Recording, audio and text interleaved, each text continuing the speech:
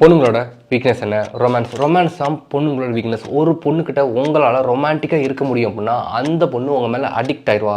சின்ன வயசுலேருந்து பசங்களை நீங்கள் நோட் பண்ணிங்க அப்படின்னா நாம ஸ்போர்ட்ஸ் ஆக்ஷன் மூவிஸ்லாம் ரொம்ப அப்சசிவாக இருப்போம். பட் பொண்ணுங்களாம் பார்த்துருக்கீங்களா?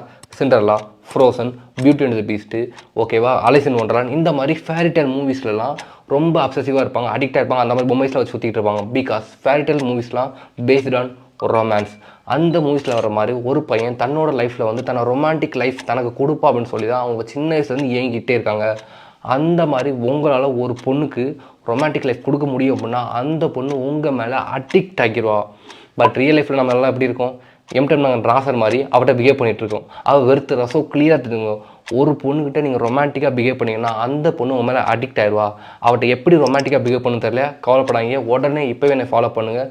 சூன் அடுத்து எப்படி ரொமான்டிக்காக பொண்ணுக்கிட்ட பிஹேவ் பண்ணு சொல்லி வரிசையாக போகிறேன், பார்த்துக்கோங்க. பாய்.